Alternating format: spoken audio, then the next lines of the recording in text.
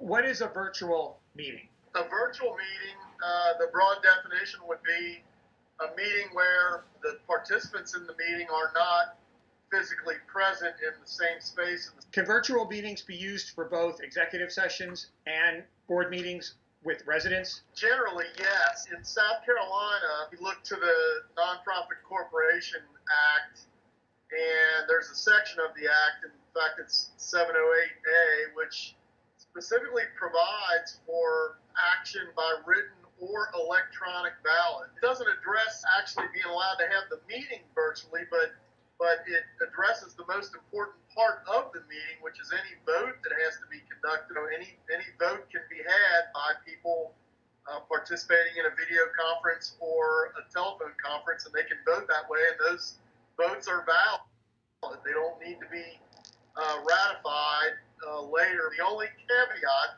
and it's an important caveat, is that the law provides that unless the governing documents specifically prohibit virtual meetings, then any business that you would do with meeting in person can be done with a virtual meeting with either a phone conference or a video conference. When you say ratify it at a meeting, can you just give us an explanation of that?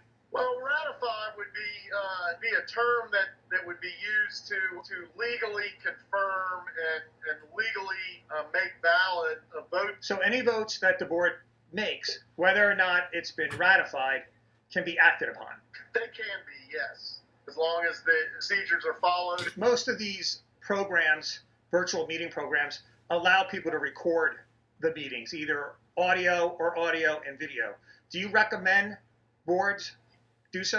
I would recommend against it. There really is not a need to create that document. It's a document that can have negative consequences and ramifications in that it can be discoverable in litigation. So far we've been talking about state law, but many associations have their own bylaws.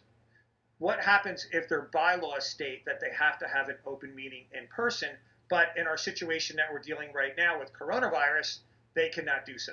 You've got to follow the association's governing documents. At the end of the day, you do have to look at state law, because that's what's going to come into play if someone were to challenge the validity of an action. There are provisions in the Nonprofit Corporation Code that provide, it's in the context of an annual meeting, but it also could be applicable in a board meeting. And that is that the fact that someone says that the meeting was not held or was not held when it was supposed to be held, it does not make invalid the action that was taken. Virtual meetings have been around for years. How many boards actually use virtual meetings? I see it used on a fairly regular basis. It's not uncommon at all for things to come up in between regular board meetings where people have to take a vote and make a decision